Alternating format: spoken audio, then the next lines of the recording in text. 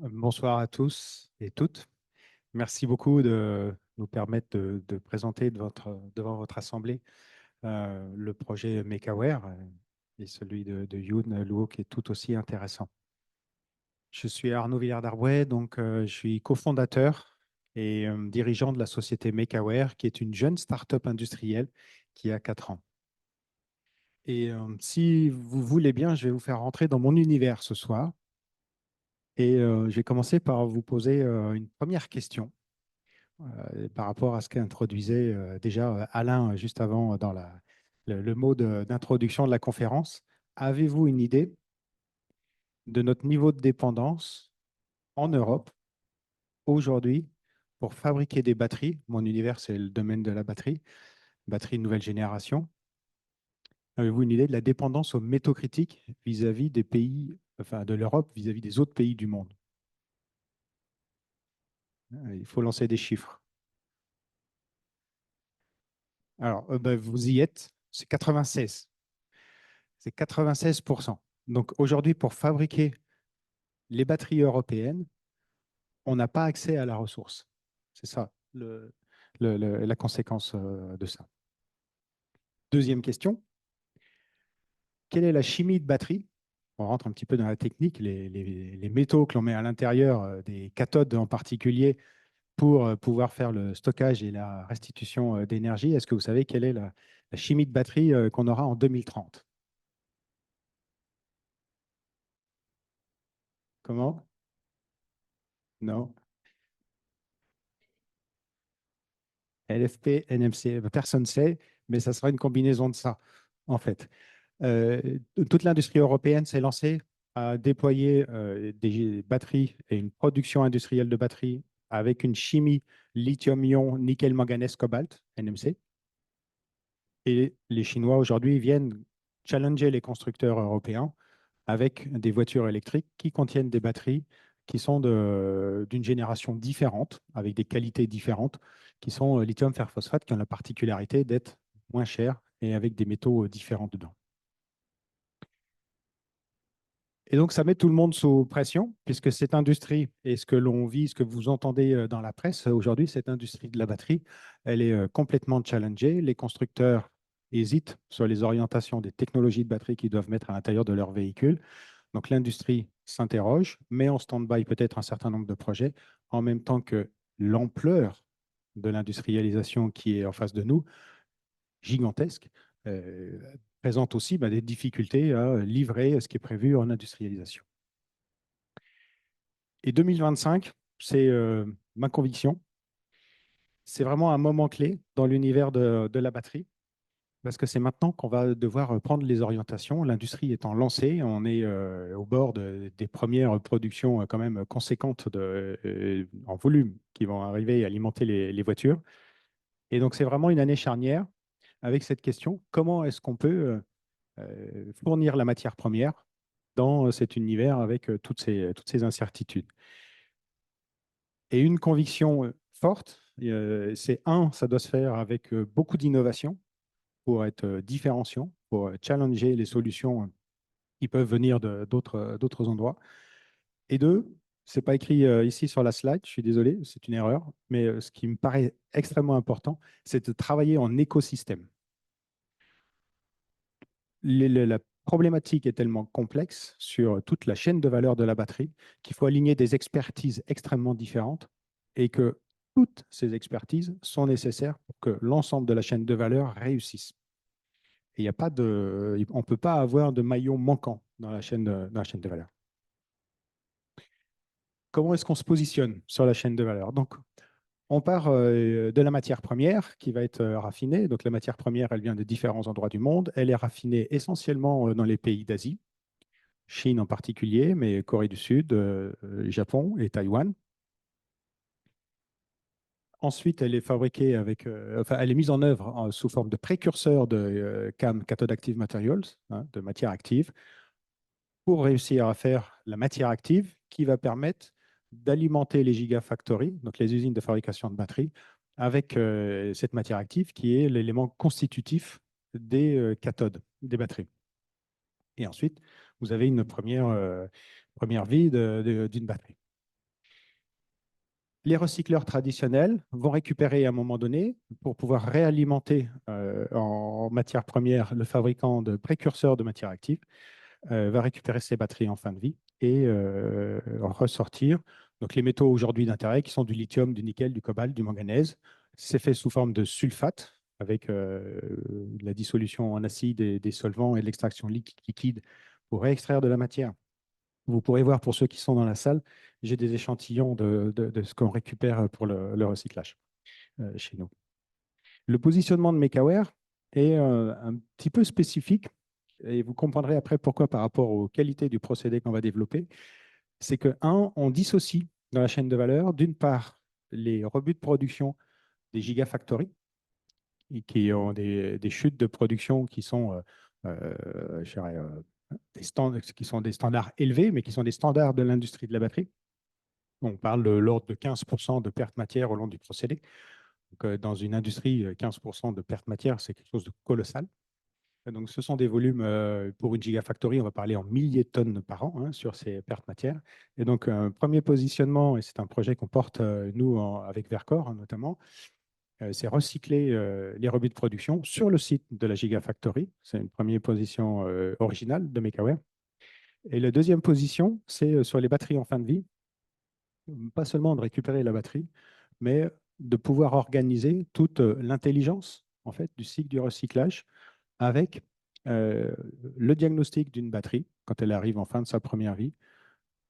Si elle a une deuxième vie potentielle, c'est de la remettre dans un circuit de deuxième vie. Et puis ensuite, si elle n'a pas de deuxième vie potentielle, c'est rentrer dans une revalorisation matière. Alors, ce n'est pas toute l'expertise de MakeAware qui permet de faire tout ça, parce que notre expertise, nous, c'est d'extraire les métaux à partir d'un broyat de batterie. Mais on travaille avec un écosystème justement qu'on a organisé pour pouvoir assurer toutes les fonctions, permettre cette valorisation globale. Et donc voilà, deux dimensions. Avec un point particulier qui apparaît ici, c'est qu'on est aussi en mesure de fournir non pas les précurseurs de matière active, mais directement les fabricants de matière active, ce qui permet de switcher une étape de la chaîne industrielle de production. L'organisation de notre procédé. Donc là, vous voyez un petit peu les différentes étapes, comment ça se passe.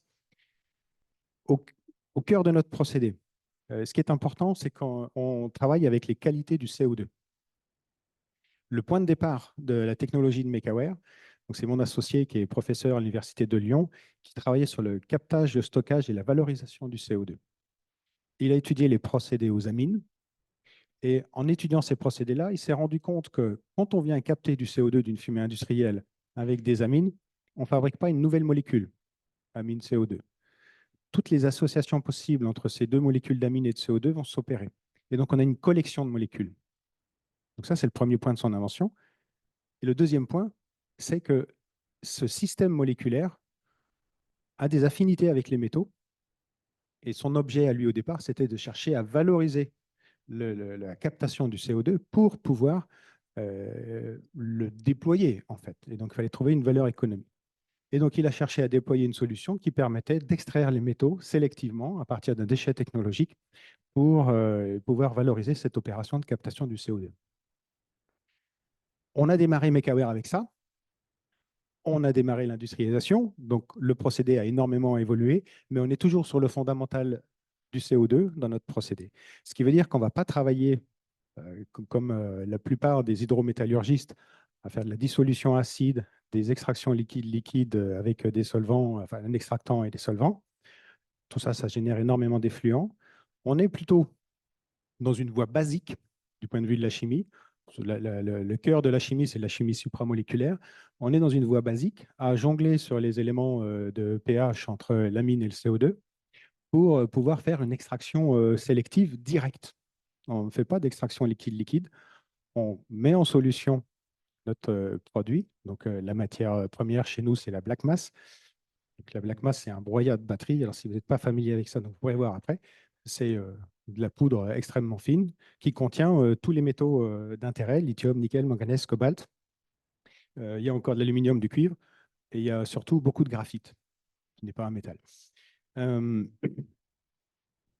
Cette voie de travail avec le CO2 va nous générer naturellement, en sortie des produits, des carbonates au lieu d'avoir des sulfates.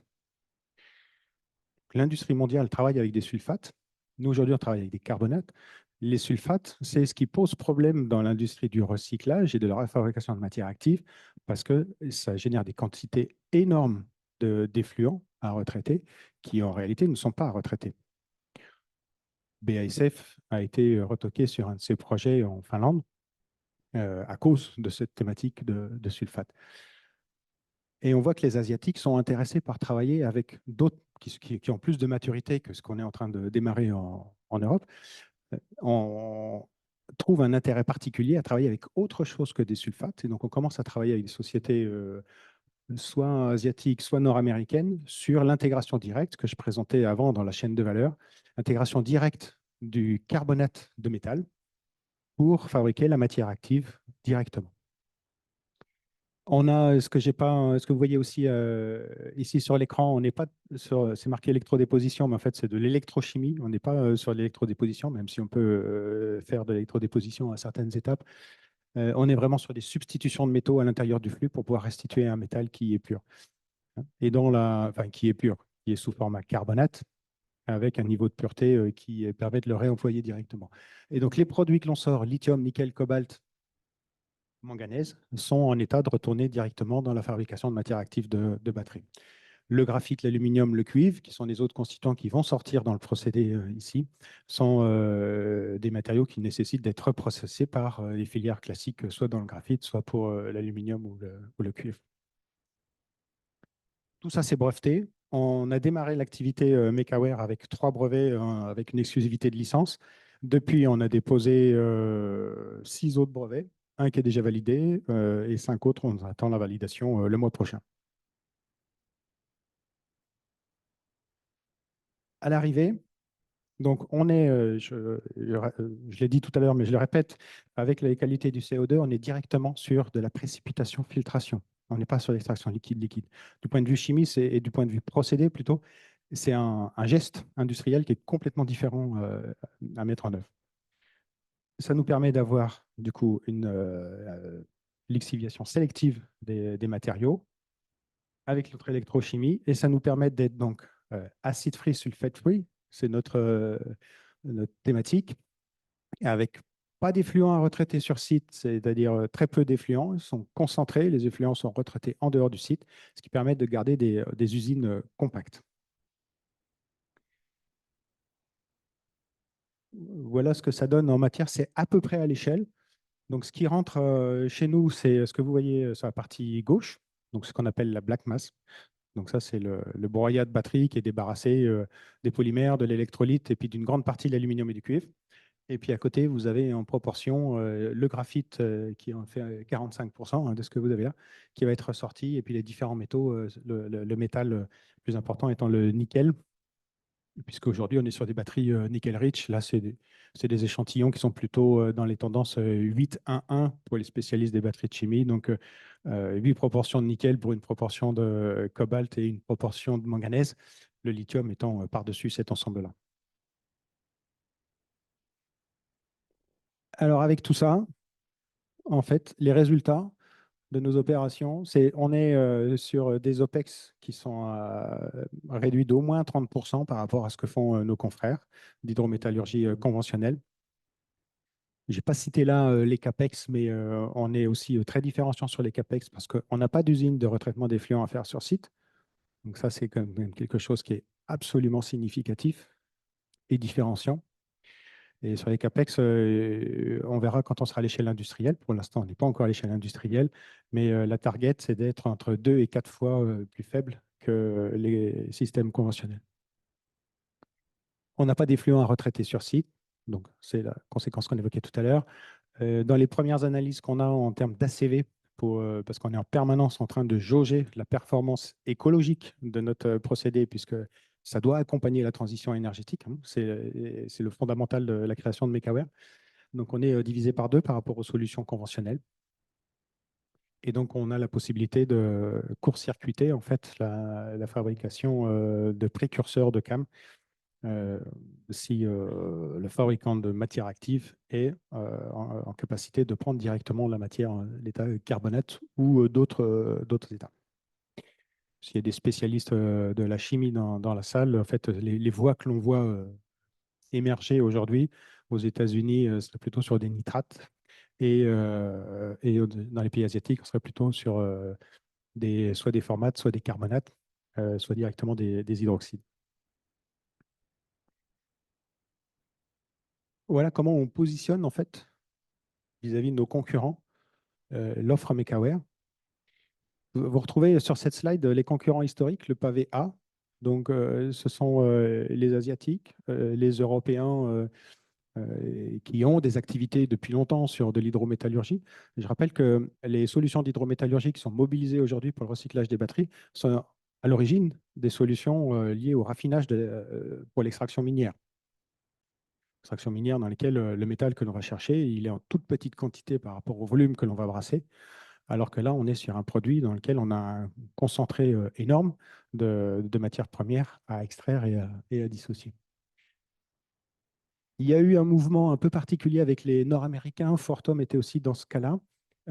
Donc, Lithium, Li-Cycle, Redwood Materials sont des Américains, American Manganese, qui était non plus d'avoir un gros site au milieu d'un territoire comme les États-Unis ou l'Europe et de faire venir des déchets et de renvoyer la matière première. Ils ont organisé des hubs pour préparer la matière première, donc la black mass, de manière délocalisée et ne transporter que la black mass, donc la petite poudre que je vous ai montrée, sur le site d'hydrométallurgie pour créer une optimisation logistique. Et les seuls à avoir une voie différente aujourd'hui à l'échelle mondiale, c'est MakeAware. Alors, c'était vrai en 2023, parce qu'on a fait une opération d'augmentation de capital assez conséquente. On a été scruté dans l'univers par les Américains, les Asiatiques et les Européens et les Français. Et donc, on n'a pas trouvé de compétiteurs développant une nouvelle chimie, une nouvelle voie pour adresser la problématique de l'extraction des métaux à partir de ces déchets-là. Donc, c'est le positionnement original de MakeAware. À l'arrivée, l'offre de recyclage, elle est vraiment différente parce qu'on rentre dans une logique du fait de la compacité de nos sites industriels. On vient positionner nos solutions là où il y a le gisement.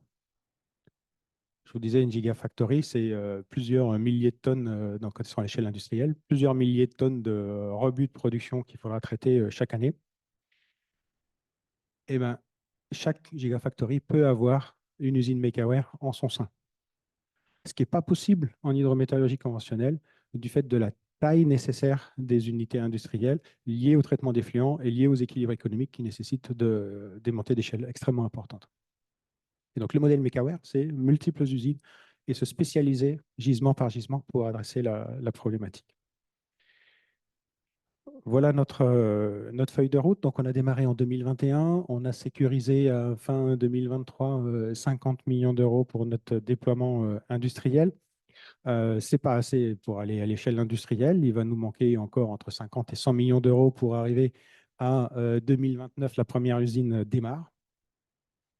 On est dans la phase aujourd'hui où on lance une unité pré-industrielle qui sera basée à Béthune. Je n'ai pas précisé, ça vient après, mais MakeAware est basé à Lyon. Et voilà, premier site, il va démarrer en termes de conception et financement à horizon 2027-2028 pour être en production fin 2028. Et on a des besoins, donc ça c'est le jeu de la start-up. On va chercher, on n'a pas de chiffre d'affaires, hein, chiffre d'affaires zéro. Cette année, on aura, je pense, autour de 200 000 euros de chiffre d'affaires en 2025. On consomme des millions tous les ans. Donc, on doit se financer de manière conséquente et on est plutôt bien accompagné en France et en Europe pour le faire. Voilà. Un élément important derrière la technologie, en fait, le fondamental de MakeAware, c'est véritablement, et la raison d'être de MakeAware, c'est créer, développer, valoriser les solutions industrielles éco-carrées efficientes. Et l'éco-carré, c'est écologique fois économique, puisque l'un ne va pas sans l'autre. Donc, comme le disait gentiment Alain, en fait, j'ai plus de 30 ans d'expérience professionnelle et dans l'environnement en particulier. Et s'il n'y a pas une économie, s'il n'y a pas de la valeur à faire un acte, eh ben, rien ne se fait. Donc, on doit passer par un gain économique à faire ce que l'on fait. Sinon, ça ne marchera pas. Et ça, c'est pour apporter une brique à la mise en place concrète de l'économie circulaire. Et dans l'esprit du recyclage des batteries tel qu'on le prévoit aujourd'hui, ce qui n'est pas forcément écrit dans la présentation là, mais notre leitmotiv, c'est que le déchet, c'est une ressource, c'est une opportunité en fait. Le produit qui arrive en fin de vie, il est constitué de plein de matières. Dans la batterie, rien ne s'est consommé ou quasiment rien ne s'est consommé. Donc tout est disponible pour retourner en matière pour refaire des produits divers et variés. C'est ça qui est notre leitmotiv. Voilà l'équipe lyonnaise. On est un peu plus de 50 aujourd'hui. Euh, et on travaille, on a cité le lithium-ion NMC, qui est ce qui devait se déployer à plus de 85% sur toute l'Europe. Aujourd'hui, la perspective, c'est plutôt un 50-50 ou un 45-45, et puis encore d'autres chimies de batterie qui vont émerger. Et on travaille déjà sur le LFP. On a un contrat avec un constructeur automobile pour monter en échelle notre techno dessus. Et puis sur le sodium-ion, on travaille avec une gigafactory et le LCO avec une mégafactory. C'est un peu plus petit qu'une gigafactory. Voilà la dynamique actuelle de MakeAware et nos sites. À gauche, vous avez les photos du site lyonnais, dans lequel on a aussi notre démonstrateur qui apparaît pas là en photo. Et notre déploiement industriel va se faire sur Béthune et sur Dunkerque. Béthune, ça va être pour les batteries en fin de vie, et c'est déjà disponible puisqu'on est déjà sur place. Et Dunkerque, le site de Vercors est en construction et le pilote sera installé à Béthune pour qu'on prépare l'usine de Dunkerque pour Vercors. C'est ça notre dynamique, notre feuille de route. Je suis arrivé au bout. Voilà. Merci de votre attention.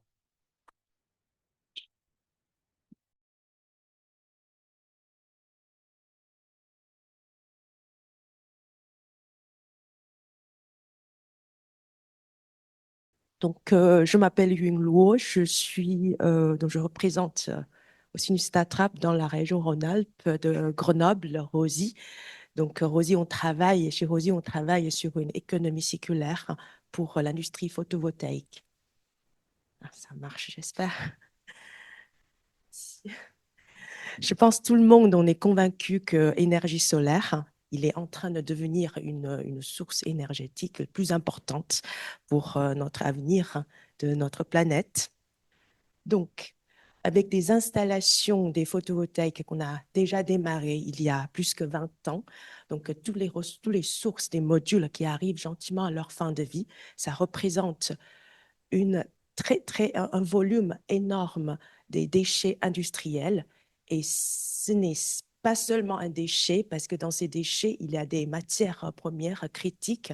Par exemple, il y a du silicium très haute pureté, il y a de l'argent, donc photovoltaïque, enfin la consommation d'argent dans le photovoltaïque, c'est numéro 2 pour toutes les industries dans le monde.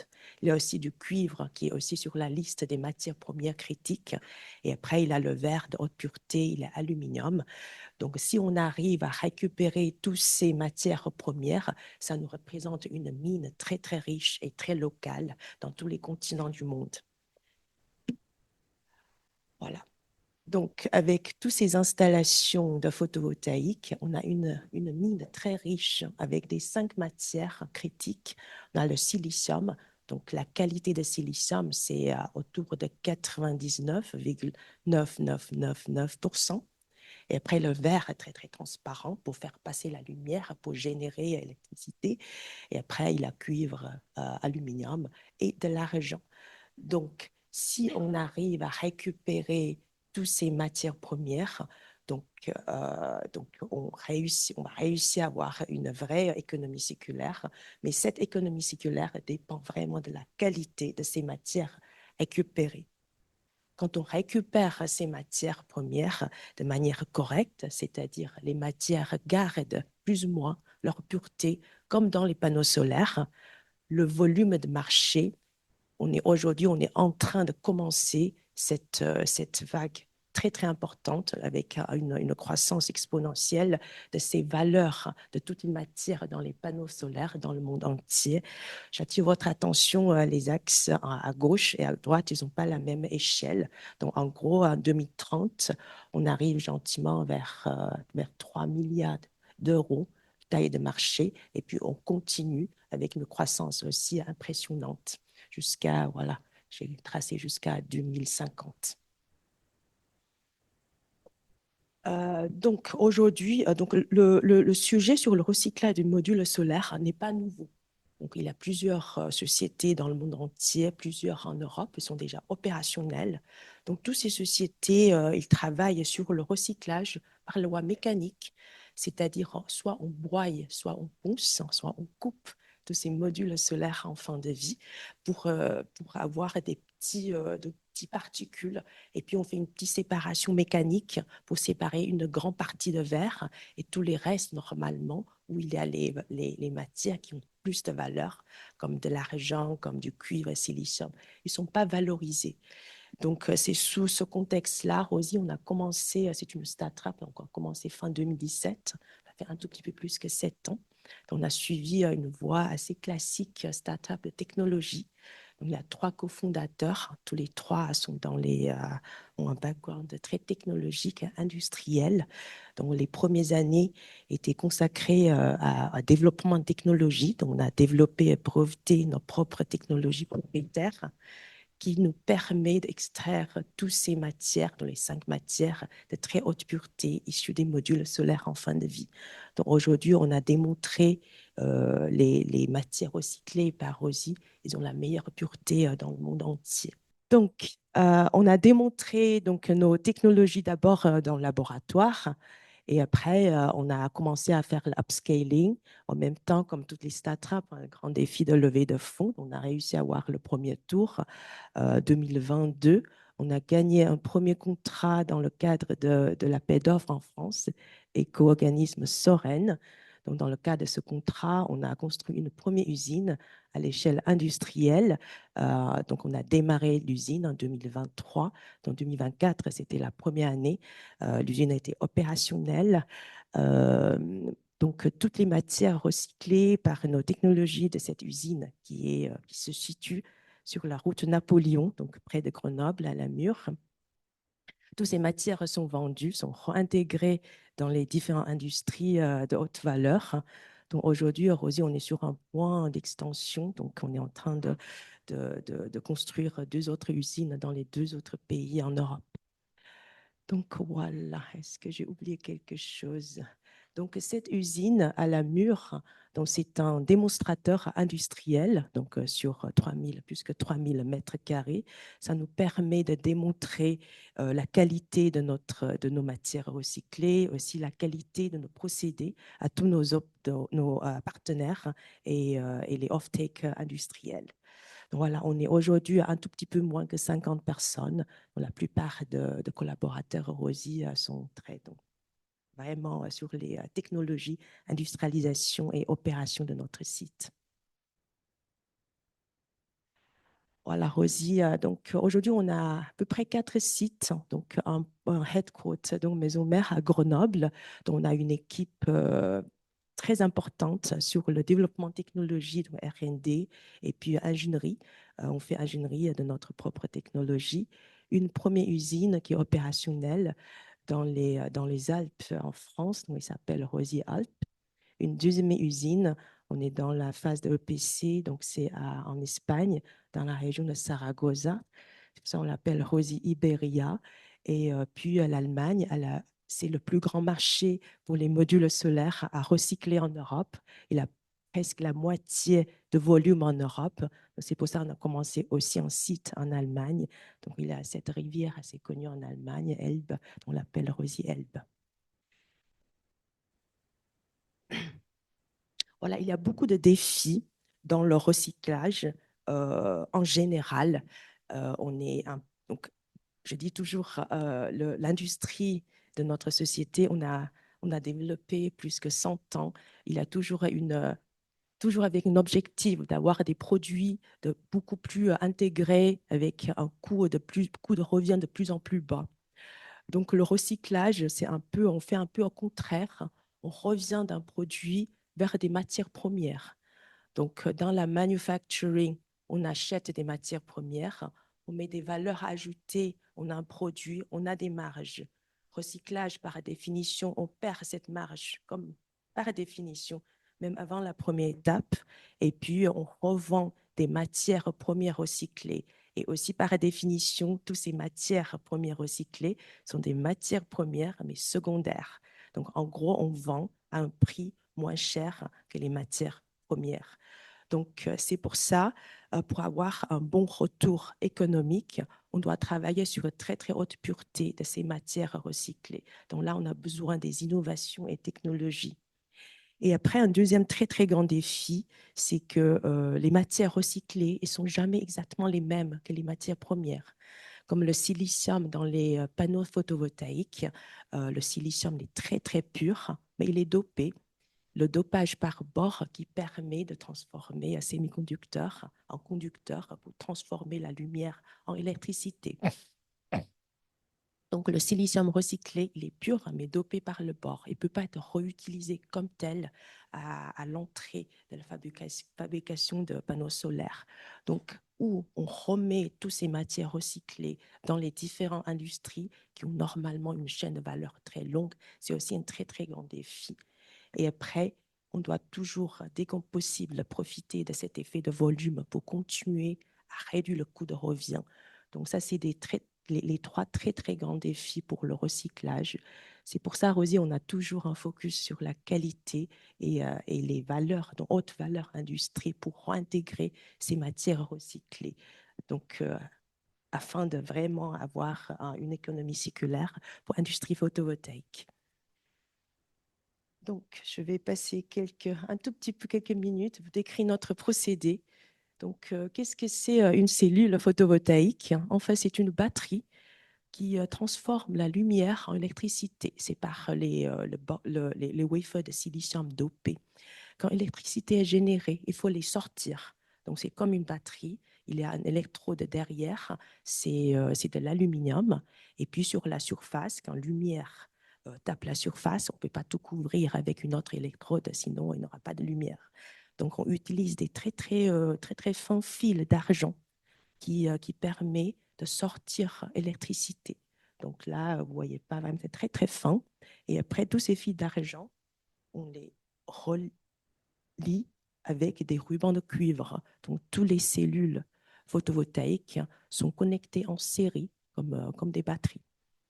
Et quand on a une série de batteries, on les emballe dans les polymères. En gros, si on regarde par le côté, on a les strings de ces silicium, des cellules de silicium. On les emballe par deux couches de polymère transparentes, donc très, très transparentes. Et on les emballe encore une fois par une plaque de verre pour donner la stabilité, aussi étanchéité pour humidité, parce que les panneaux sont censés rester autour de 30 ans dans les installations. Et puis derrière, c'est encore une couche de polymère. Donc, c'est une couche de polymère, normalement aussi composée par deux, trois couches de polymère. Donc, il y a PET et aussi PVF ou PVDF. Donc, maintenant, le défi, c'est de les défaire et obtenir toutes ces matières de haute pureté. Donc, ce qu'on fait, c'est que la première étape, ce qu'on fait, c'est on fait une pyrolyse très, très contrôlée. Donc, il ne faut pas confondre pyrolyse avec incinération. Donc, pyrolyse, par définition, c'est on chauffe, on rend le polymère en volatile dans une atmosphère très, très faible en oxygène. Donc, incinération, c'est dans les oxygènes. Pyrolyse, c'est on convertit les polymères en volatiles.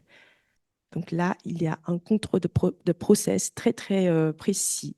Donc, quand les polymères sont convertis en volatiles, ces différentes chaînes de longueur de chaîne de polymères, il y a deux voies à les valoriser. Soit on les brûle pour générer de la chaleur, soit on les recondense pour reproduire des carburants. Donc, le critère, en gros, c'est la quantité de polymère. Jusqu'à certaines quantités de polymère, on peut les condenser pour obtenir aussi des carburants. Donc, aujourd'hui, comme le volume de production de rosiers, on est encore assez faible, c'est pour ça qu'on les brûle dans une post-combustion, une chambre post-combustion, et puis ça passe par un lavage de gaz, et toutes les émissions sont strictement contrôlées donc par l'Adrial in situ sur tous les CO2, COHF, euh, donc, euh, donc tout est contrôlé. Ça, c'est la première étape. Donc, après cette étape de pyrolyse, les modules, il devient un mélange de petits morceaux de verre. Pourquoi ces petits morceaux de verre? Parce que normalement, tous les panneaux solaires sont fabriqués avec des verres trempés. Donc, c'est des verres, quand on tape avec un choc thermique ou mécanique, ils cassent et se cassent en petits morceaux. Donc, il y a petits morceaux de verre. Puis, ce que vous voyez ici, c'est des rubans de cuivre. Pourquoi ils n'ont pas une couleur comme cuivre? Parce que ce sont des rubans qui sont entamés pendant la fabrication des panneaux solaires, parce qu'il faut les souder pour connecter toutes les cellules. Et après, vous voyez les tout petits morceaux euh, bleus, ce sont des petits morceaux de cellules. Donc ça c'est la partie qui a plus de valeur dans tous les panneaux solaires. Donc, c'est de silicium avec des petits fils d'argent sur la surface. Donc, il faut savoir, fil d'argent, au niveau de poids, c'est moins que 0,1% dans un panneau solaire.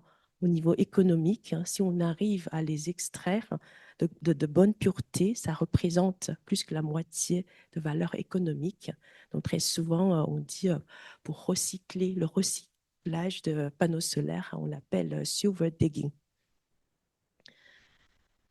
La deuxième étape, donc là, c'est aussi des technologies propriétaires de Rosy pour séparer les fils d'argent et les cellules solaires.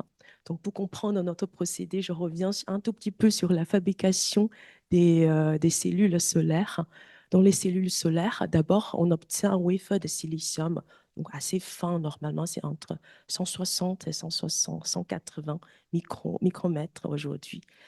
La première chose, c'est qu'on fait un dépôt de nitrure de silicium. Pourquoi on le fait? Parce que l'indice de réfraction de silicium, c'est assez élevé. Donc, quand la lumière tape la surface, il y a quand même une grande perte. Donc, on met une couche nitrure de silicium qui s'appelle anti-reflection, qui essaie de maximiser l'entrée de la lumière dans les cellules. Après ce dépôt de nitrure de silicium, on fait un screen printing de pâte d'argent sur la surface, donc les formes des petits fils d'argent. Donc, ces pâtes d'argent sont composées des particules argent, donc nanomicrométriques, et reliées par des polymères, et aussi des composants comme oxyde de plomb et thym. Donc, après ce dépôt, donc screen printing des pâtes d'argent, on les met dans un four, on recuit.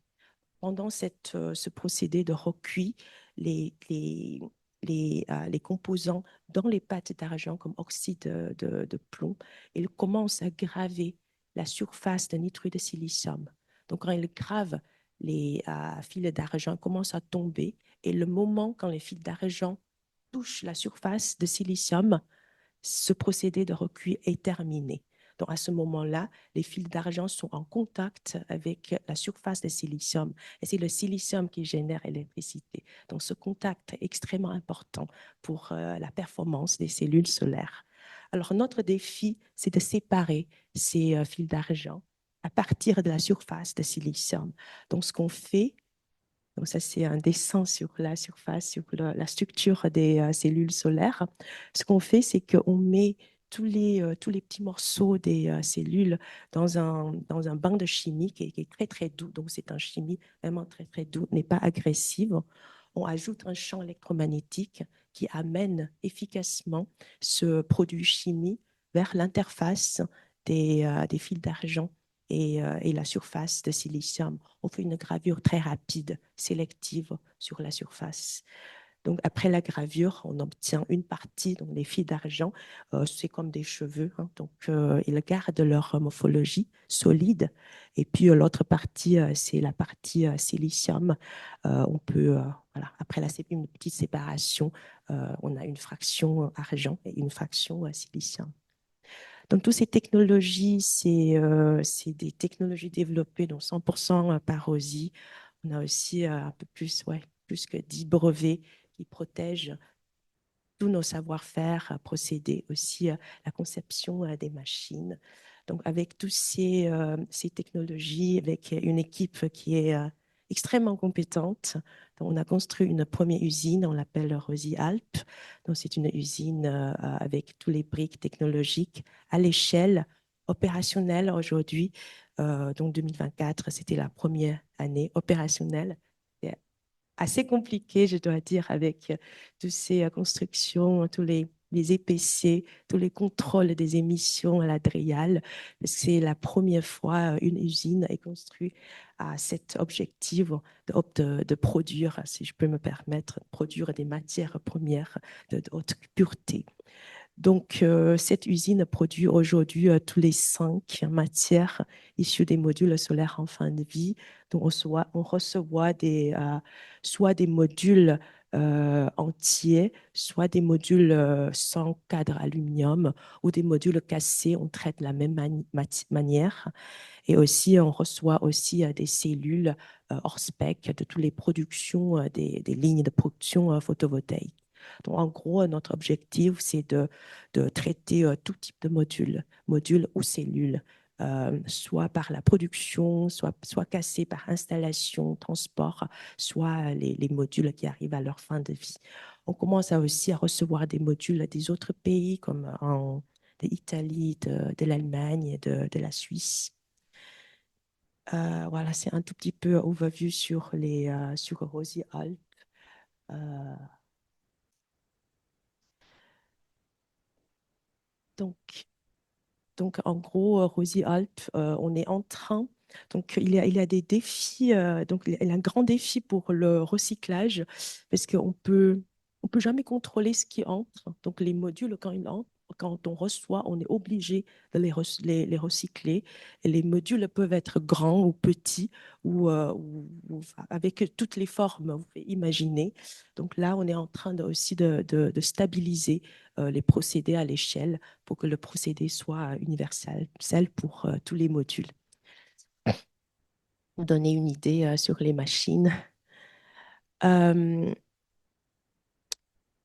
Comme j'ai dit tout au début de la présentation, aussi un grand défi, c'est où on va réintégrer toutes ces matières recyclées dans les différentes industries. Donc, l'objectif de Rosy, c'est de toujours travailler avec des off-takers, avec des industries de premier rang en Europe.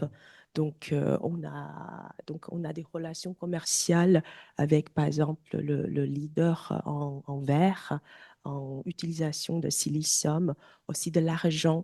Donc, notre objectif pour l'argent, c'est qu'il rentre efficacement dans les différentes industries de haute valeur, par exemple automobile ou photovoltaïque ou semi-conducteurs. Donc, comme conséquent, aujourd'hui, ce qu'on peut être vraiment très fier de dire, les matières premières avec notre procédé qui tourne à Rosy Alpes, aujourd'hui, on économise au moins la moitié, on évite au moins la moitié de CO2 dans les 5 matières premières pour l'industrie photovoltaïque.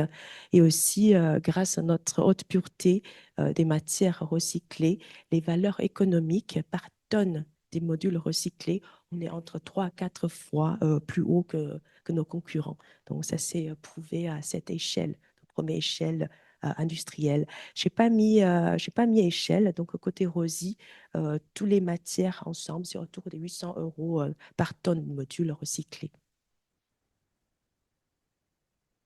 Voilà, on est en Europe, donc tout est on vit et on travaille toujours sur ces régulations, ces directives. Donc, les directives pour le recyclage du module solaire en fin de vie en Europe, c'est un marché assez bien régulé.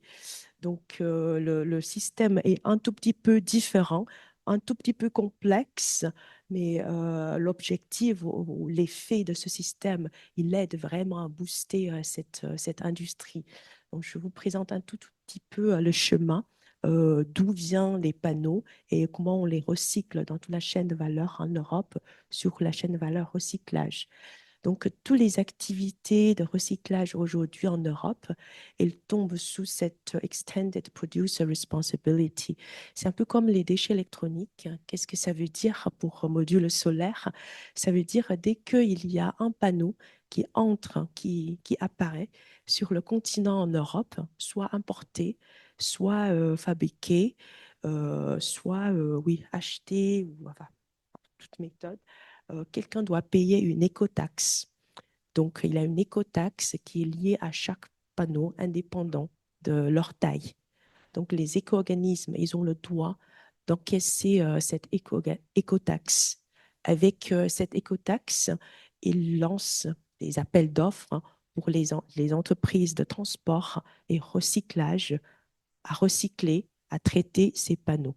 Donc aujourd'hui, toutes les activités de transport et recyclage des panneaux solaires en fin de vie, enfin, on est payé par un tout petit éco-taxe. Donc, différents pays, ils ont leurs différents éco-organismes dont on peut être fier. En France, on a un éco-organisme qui s'appelle Soren. Soren, aujourd'hui, qui a un système qui est opérationnel, qui est fonctionnel, qui est plutôt comme un modèle pour tous les éco-organismes du monde entier. Donc, c'est très, très bien organisé pour le recyclage, pour aller chercher des modules solaires en fin de vie, pour les transports, pour l'organisation des appels d'offres et aussi pour la traçabilité, pour suivre tous ces modules solaires en fin de vie, aussi les matières premières recyclées. Voilà. Donc, ce que je peux dire, c'est un marché qui est en train de s'organiser en Europe de mieux en mieux. Donc, ça donne oui, en combiné avec les volumes des modules solaires qui arrivent, donc ça donne vraiment une opportunité, une très grande opportunité de marché pour cette activité. Voilà, un grand merci pour tous nos partenaires qui nous soutiennent depuis des années. Merci beaucoup.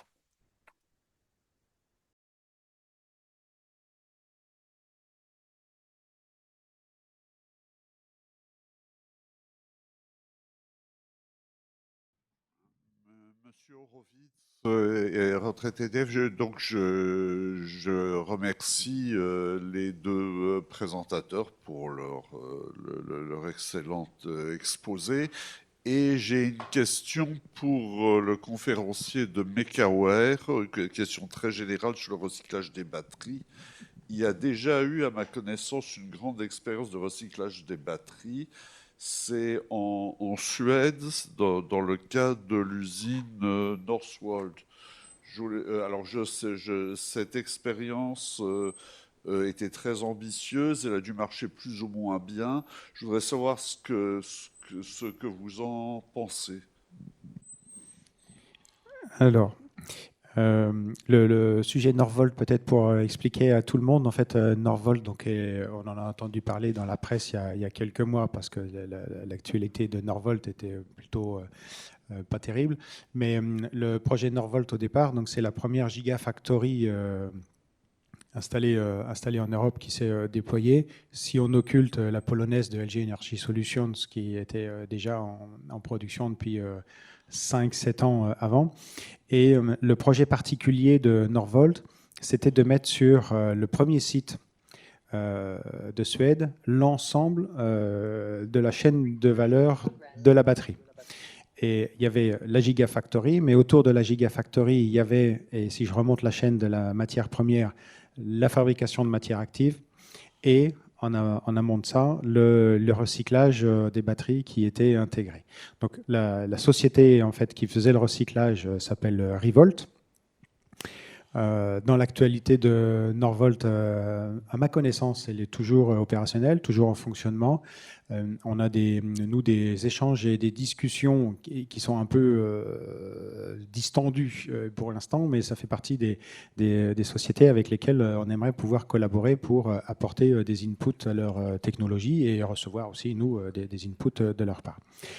Ils sont sur des solutions d'hydrométallurgie conventionnelles. Donc, c'est la production de sulfate pour faire leur production, comme le reste des acteurs du monde entier sur le sujet. Je ne connais pas leur niveau d'avancement aujourd'hui concrètement. Ils étaient avec un premier pilote qu'ils avaient fini par abandonner au stade où il était pour repartir sur un nouveau pilote, mais je ne connais pas la maturité actuelle du projet Revolt. Je ne réponds pas bien à votre question, du coup, je suis désolé, mais la seule chose que je peux vous dire, c'est qu'on est sur des solutions conventionnelles d'hydrométallurgie basées sur l'acide sulfurique.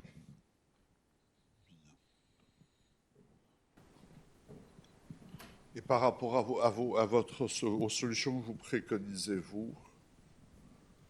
Donc nous, on travaille sur on produit des carbonates. C'est-à-dire, au lieu de travailler dans de l'acide sulfurique, on va travailler avec les qualités du CO2. Donc nous, c'est le CO2 qui sert d'extractant en fait dans notre système, et pas les extractants utilisés dans l'hydrométallurgie conventionnelle. Donc ça donne un procédé qui est totalement différent et un produit fini qui également est différent. Mais on est les seuls à faire des carbonates en sortie de procédé aujourd'hui. Merci.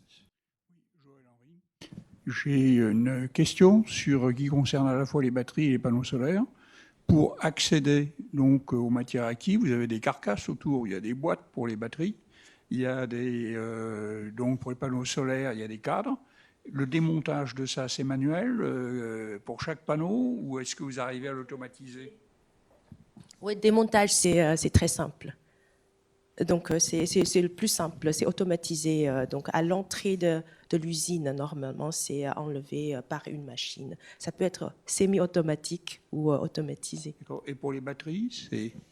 Donc, pour les batteries, aujourd'hui, ce n'est pas encore automatisé. C'est en train d'être travaillé, en fait, notamment avec des partenaires, pour que ce soit robotisé.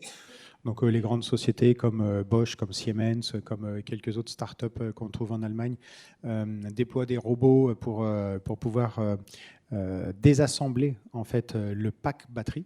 Parce que il y a deux configurations de batterie. Soit vous avez un pack, c'est-à-dire quelque chose qui va faire entre 400 et 800 kilos selon la taille de la voiture, qui va être greffé sur la voiture. Soit vous avez des modules qui sont installés dans le châssis de la voiture. Donc là, ça veut dire qu'il faut travailler directement sur le châssis. Donc c'est une autre approche. Et tout ça, aujourd'hui, c'est encore manuel ou partiellement automatisé, mais c'est balbutiant. Vous pourrez avoir de l'intelligence artificielle, là.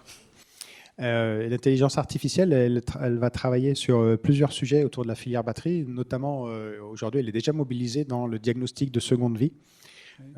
Par rapport aux critères de potentiel électrique de la batterie, du module, parce que du coup on ne raisonne pas à la batterie dans son ensemble, mais au module qui peut être revalorisé.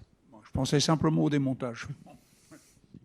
C'est complexe parce que quand vous avez un équipement de 800 kg qui arrive, qui en plus a un niveau de dangerosité qui n'est pas anodin, dans les effets qu'il peut produire s'il est mal démonté, s'il est neuf ou quasi neuf, il peut être robotisé. Si il a été déformé pour une raison ou une autre, accident ou autre, là, le robot, aujourd'hui, ne sait pas faire encore. Merci.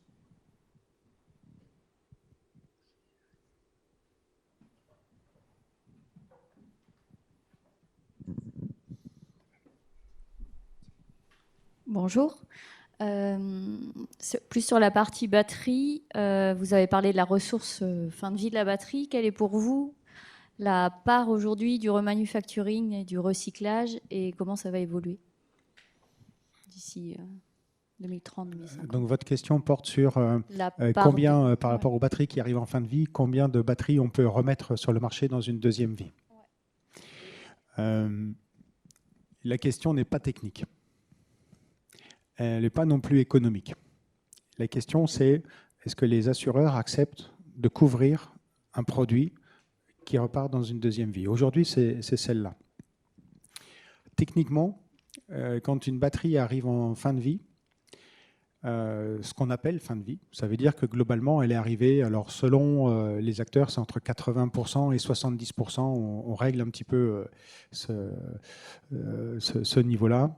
Ça appartient à l'utilisateur, en fait. Et quand l'utilisateur est validé par celui qui a mis sur le marché la batterie, considère que la batterie est en fin de vie, quand on diagnostique à l'intérieur de ça, globalement, il y a entre 5 et 15% de produits défectueux qui génèrent le défaut global de la batterie.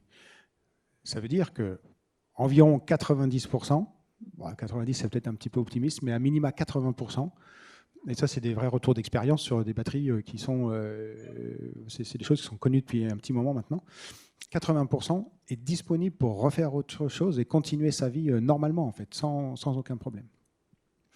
Donc les enjeux, c'est de pouvoir remobiliser ça, c'est de pouvoir, pour toute la matière qui a été mobilisée, tout l'effort qui a été engendré pour créer l'objet batterie et donc sa fonction stockage d'énergie, c'est de pouvoir optimiser son temps de vie et son utilisation. Par contre, c'est imaginer aussi des usages dégradés. Un objet qui, à un moment donné, est prévu pour faire 100%, quand il a 80%, les 80% de sa première utilisation, ça peut être 100% d'une deuxième utilisation. En fait, et c'est tout ça. Et là aussi, il y aura probablement de l'intelligence artificielle, parce que, et c'est tout l'enjeu de l'éco-conception dans l'économie circulaire, c'est comment on imagine les différentes filières que l'on peut adresser comme ça. Et le champ, il est très vaste. Aujourd'hui, ce qui est limitant, c'est la capacité à assurer en fait, le produit qui va être délivré. Mais il y a déjà des cas d'école extrêmement intéressants sur plein d'activités, en fait. Ce n'est pas encore une échelle industrielle. On voit plein d'entreprises de type start-up qui ont des idées absolument géniales et j'espère qu'ils vont rapidement monter en échelle.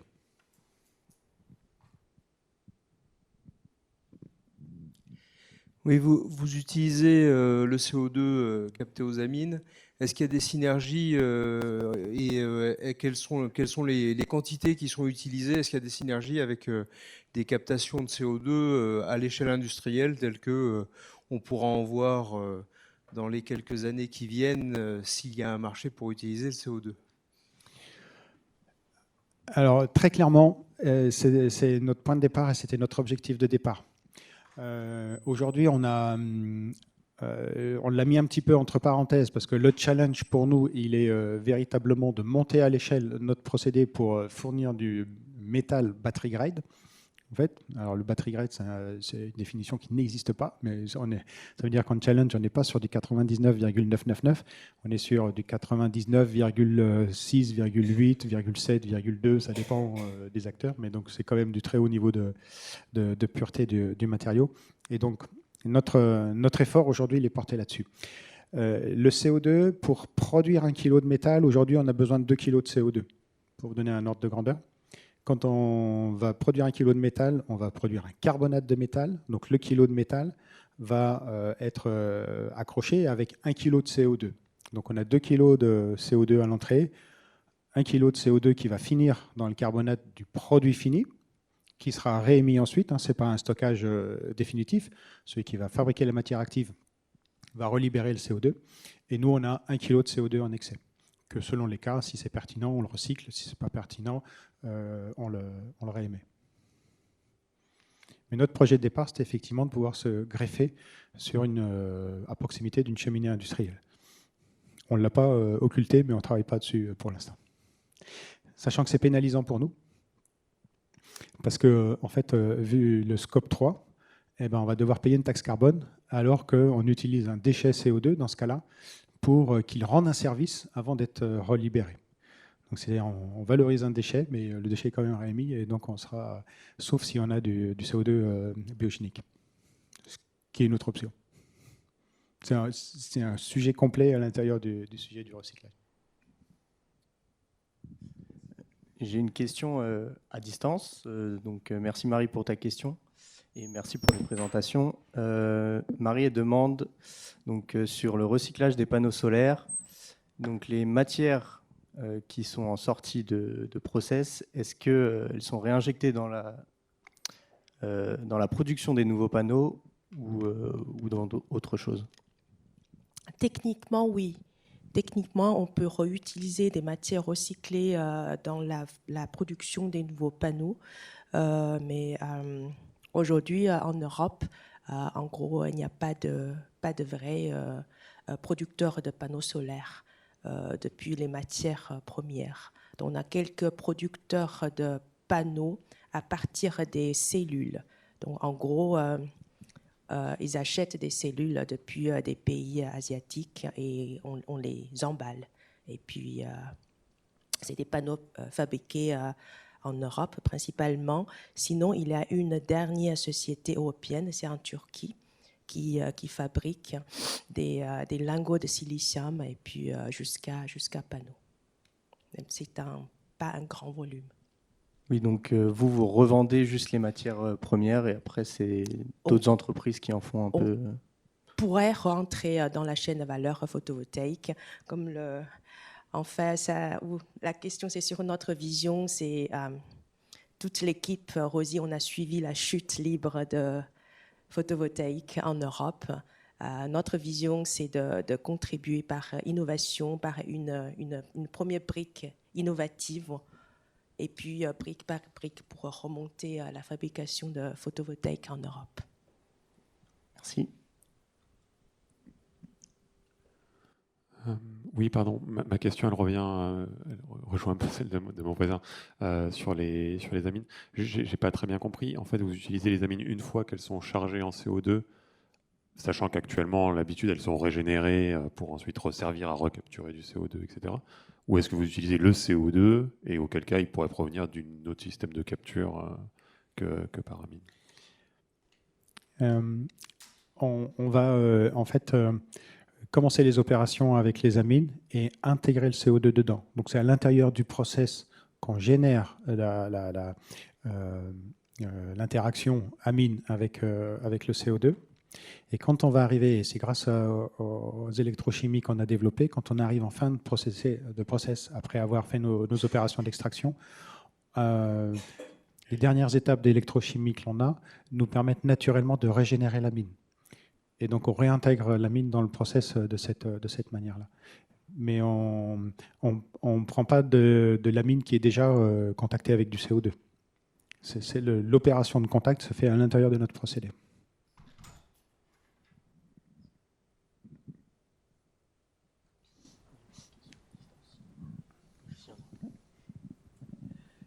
Bonsoir, merci beaucoup pour la conférence. Moi, j'ai une question sur les panneaux solaires et notamment sur cette taxe carbone.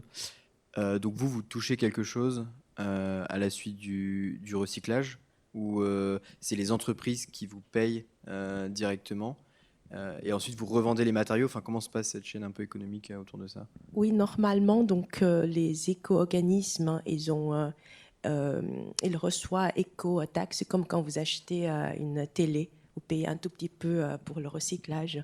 Donc en gros, ils utilisent l'argent qui est lié à l'entrée des nouveaux panneaux pour financer le recyclage des vieux panneaux. Donc ça, c'est une partie de notre revenu, on peut dire chiffre d'affaires.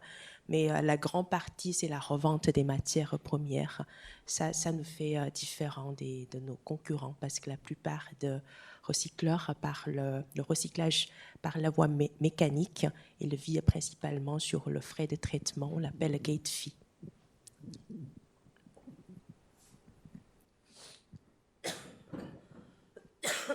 Je vais relire une autre question à distance, donc de Sabrina, qui demande si les producteurs de panneaux solaires, je pense que ça peut se développer aux batteries aussi, est-ce qu'ils utilisent des cycles bas carbone pour les matières premières, donc issues du recyclage?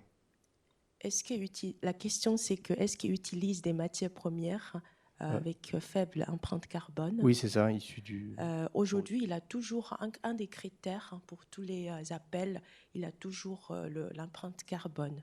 Donc ça commence à jouer un rôle pas encore très important, mais ça commence.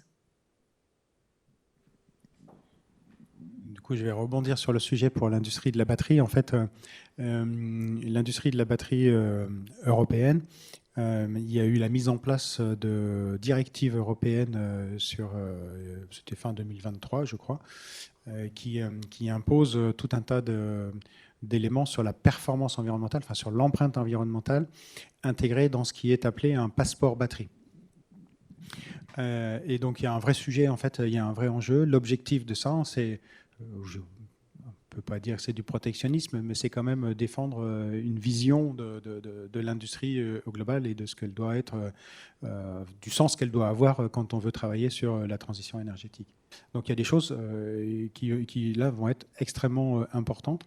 Et dans les gigafactories, je crois, si j'ai bien compris, vous avez déjà reçu Vercor. Je vous ai parlé de Vercor, qui est un de nos partenaires. C'est un leitmotiv clair du niveau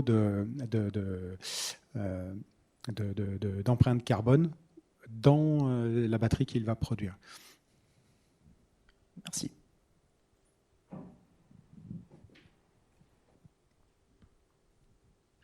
Bonsoir. J'ai une question toujours par rapport aux aspects économiques, et c'est la même question pour les deux. Est-ce que, d'un point de vue du coût de production des matériaux finaux que vous retraitez, est-ce que vous êtes déjà compétitif par rapport au prix de marché ou pas encore? Et si ce n'est pas le cas, quel est le delta par rapport au prix de marché actuel? C'est une question très difficile parce que pour les matières recyclées, aujourd'hui, sauf cadre aluminium, il y a des matières, les cadres sur le marché, ruban de cuivre, argent, silicium et verre. On crée enfin une nouvelle source de matières premières. Une première fois cette pureté et cette morphologie. Donc on n'a pas vraiment une référence exacte par rapport au prix de marché.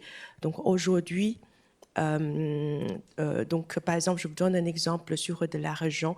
On commence par le prix London Metal Exchange. On entre dans la catégorie de matières premières secondaires. Donc il y a des discounts un peu partout sur différents critères, mais c'est quand même le prix est très haut. Donc c'est ce qu'on peut dire. Silicium, c'est vraiment gré à gré sur des industries très très spécifiques. On rentre le silicium. Le verre, c'est encore une nouvelle source de verre. Donc c'est pour faire des verres, donc verre plat. Et après, quand on dit revient, et je vous en finis une phrase, il a toujours c'est où la référence. Donc pour les investisseurs, c'est le retour sur investissement après 3 ans, 4 ans. C'est très dur.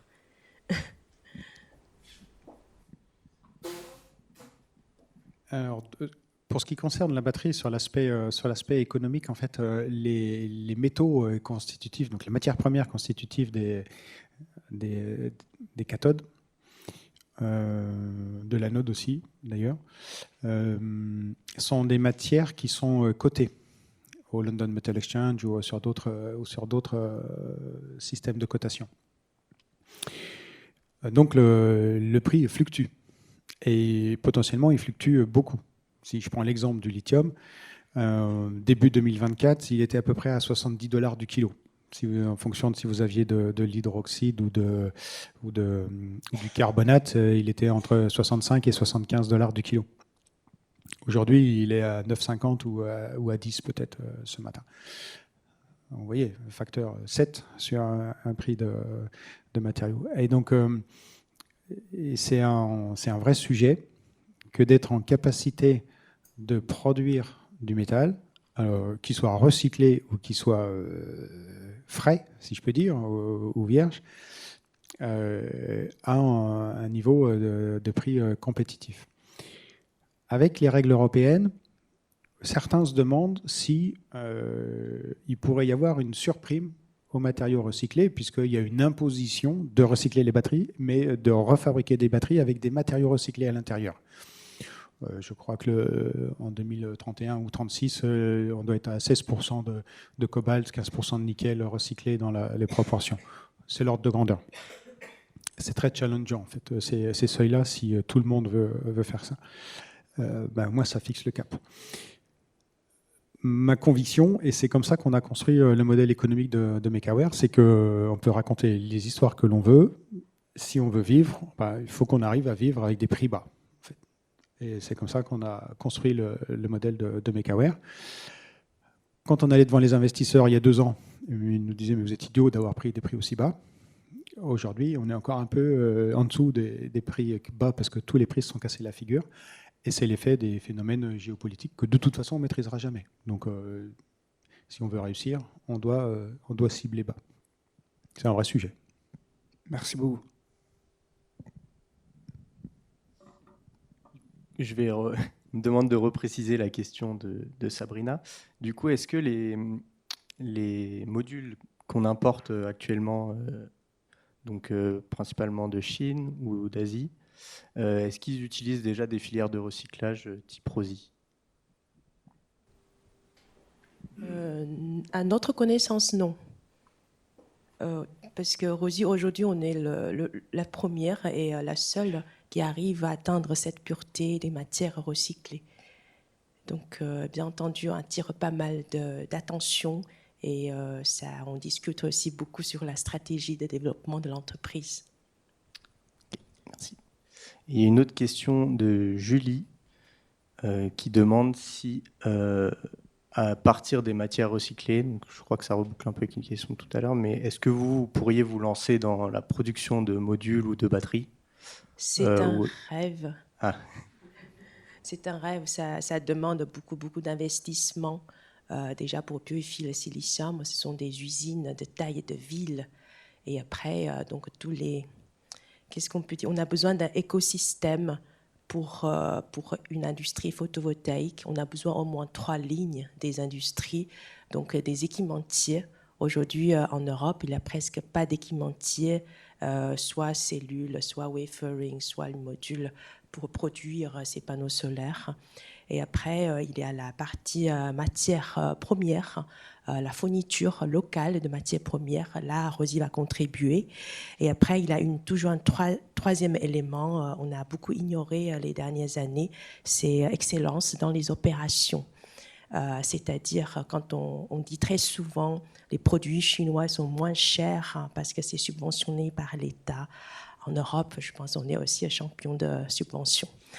Et pourquoi il y a une grande partie, pourquoi le prix c'est plus cher? Bien entendu, tout est un peu plus cher en Europe. Il y a une chose, c'est le uptime. Uptime dans une usine. C'est l'utilisation de la ligne, des machines. Donc, dans une usine module solaire en Chine, c'est très proche à 99, quelques % de temps, les machines tournent avec bonne efficacité. Chez nous, c'est beaucoup moins. Du coup, je pense même question pour les batteries. C'est des métiers absolument différents d'extraire des métaux à partir d'un déchet et de fabriquer des batteries. Donc, ce n'est pas du tout notre objectif. Ceci étant, il y a un cas d'un recycleur qui a développé ses propres batteries. C'est un Français, c'est la SNAM, qui a développé une solution d'hydrométallurgie, mais je ne connais pas les détails, mais en tout cas, il refabrique des batteries à partir de leur solution de recyclage. Mais à mon avis, c'est le seul cas qui existe.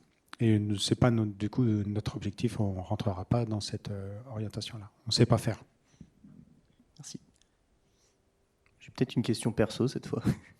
Est-ce que, j'ai pas vu le passé, mais est-ce que vous avez besoin de chaleur du coup pour vos processus et quel vecteur énergétique vous utilisez et à quelle échelle? Alors, on a le procédé dans sa globalité, on va avoir des besoins en température. Selon les opérations, certaines, pas de température, on n'a pas de pression dans le procédé. Et on va avoir, sur certaines opérations, besoin entre 60 et 80 degrés de température, donc ce qui est extrêmement modeste à l'échelle industrielle. Il y a juste, si vous vous souvenez du schéma de procédé que je vous avais présenté, au moment où on va faire les opérations de réduction des métaux en tête, On a différentes voies, dont une voie thermique, pour faire de la calcination, par exemple. Donc là, calcination, c'est autour de 600-700 degrés. Et on teste cette solution-là aussi pour voir si elle apporte des choses ou pas. Et dedans, il y aura le bilan énergétique et le bilan économique de cette opération-là.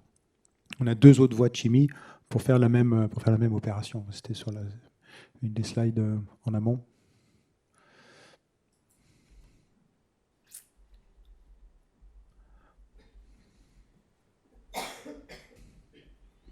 Voilà, donc c'est...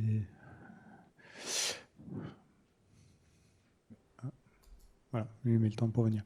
Voilà, donc sur la partie réduction, on a une possibilité de voie thermique qu'on est en train de tester en ce moment, ou deux voies chimiques, notre voie originelle, fondamentale, et on essaye d'améliorer encore les choses avec une autre voie de chimie.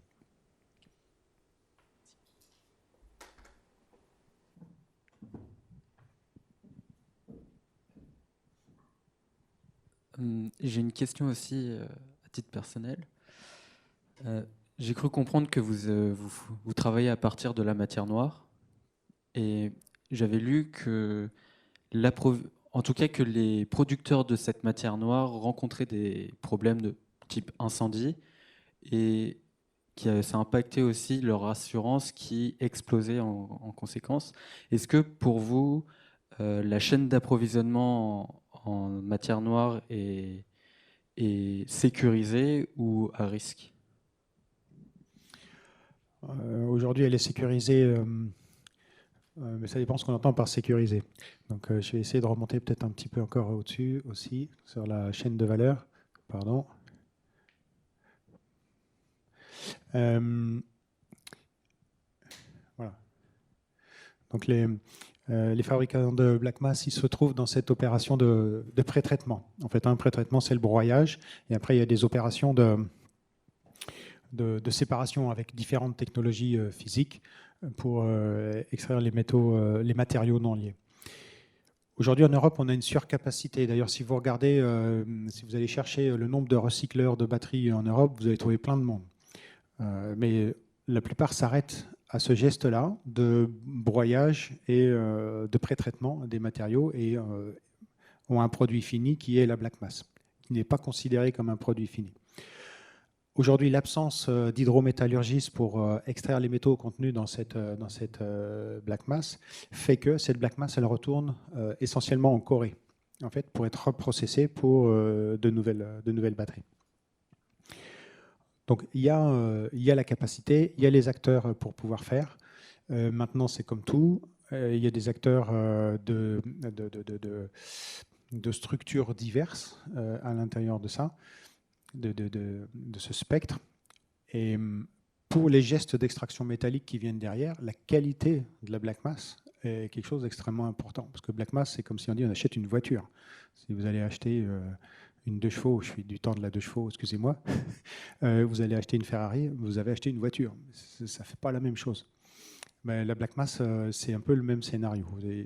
Chacun a des qualités de black mass différentes. Et donc nous, on travaille avec un partenaire en particulier et on teste tout un tas de black mass et on voit des différences vraiment extrêmement importantes. Je ne sais pas si je réponds à la question exactement, mais dans le recyclage, ce qui est important, et on ne se considère pas comme recycleur, mais on fait quand même un acte de recyclage, c'est l'accès au gisement. À partir du moment où on accède au gisement, qu'on sait processer, que le matériau qu'on va remettre sur le marché, il a de la valeur, la clé, elle est dans la sécurisation du gisement. Et le gisement, il est là, il existe. Alors peut-être que le volume attendu va venir un peu plus tard, mais il n'y a pas de sujet sur est-ce que la voiture électrique va prendre ou pas. Il n'y a qu'en France et en Allemagne, on se pose la question. Le reste du monde, l'année dernière, il a augmenté de 25%. Alors essentiellement tiré par la Chine, mais l'électrification de la mobilité, elle est en place. Et l'électrification de la mobilité, qui est un sujet grand public, elle cache le besoin en stockage d'énergie pour tout ce qui est les besoins en production d'énergie, avec tout ce qui est énergie renouvelable qui nécessite du stockage stationnaire. Donc des batteries, en fait, on va en avoir besoin en quantité absolument colossale. On doit inventer d'ailleurs de nouveaux systèmes pour pouvoir stocker les énergies dont on aura besoin demain. Et donc l'accès au gisement, en fait, le gisement, il va peut-être arriver un peu plus tard que prévu, mais le gisement, il va arriver, c'est une évidence, et il va falloir le traiter. Et donc la fabrication de black mass, c'est un sujet aussi à l'intérieur de ça. On se pose la question de savoir si on l'intègre complètement dans la chaîne de valeur, nous-mêmes, pour en maîtriser la qualité du produit sorti et avoir le réglage le mieux tuné possible pour notre hydrométallurgie ou pas. Merci. Et j'avais une deuxième question sur la batterie. Donc, vous travaillez à partir d'un procédé amine CO2 et il y a un deuxième procédé concurrent qui est l'hydrométallurgie. Est-ce que vous pensez que les deux processus coexisteront ou il n'y en aura qu'un seul qui sera un standard de marché? En fait, on a besoin qu'il y en ait 10 ou 15 ou 20. C'est pas, on va avoir des besoins colossaux en réappropriation en fait, du déchet pour réémettre la matière qu'il contient. Parce que les 96% de dépendance que j'évoquais en tête de la présentation, c'est comment on se sort de cette situation-là. Donc on n'existe pas en fait sur le sujet de la disponibilité de la matière première. Donc le recyclage est une partie de la solution, mais pas que. Et du coup, il y a l'hydrométallurgie conventionnelle qui doit réussir à trouver sa place. Il y a une autre solution qui doit trouver sa place et il faut amener plein d'autres solutions en fait. Le pas de temps qu'on vit, je fais peut-être un peu de philosophie ou d'optimisme, mais on est en train d'ouvrir une ère industrielle qui est absolument phénoménale. Je ne sais pas si, pour amis les plus anciens comme moi, quelqu'un a déjà vu les milliards d'investissements pour fabriquer une gigafactory, et on en a, je crois, 17 en ce moment en Europe en train d'être déployés.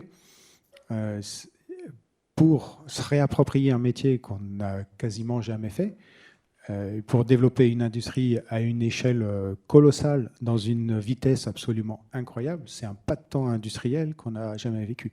Donc l'objet n'est pas de savoir qui va réussir, c'est est-ce qu'on aura assez de monde pour réussir.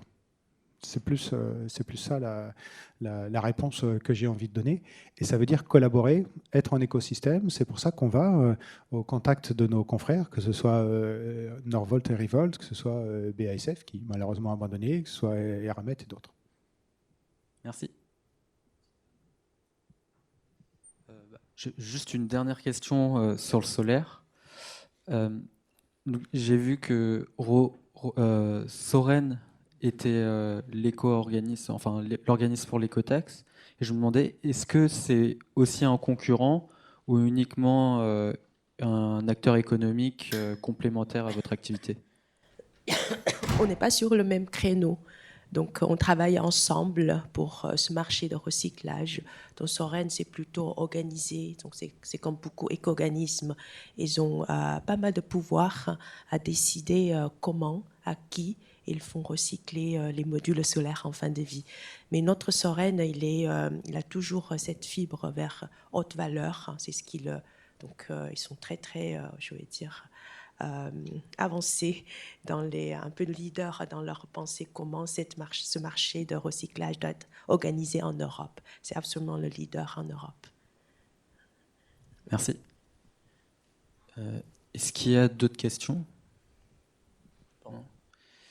Dans ce cas, ce que je vous propose, c'est qu'on aille tous dans la salle Caron pour échanger autour d'un cocktail et apéritif. Merci beaucoup pour votre présentation.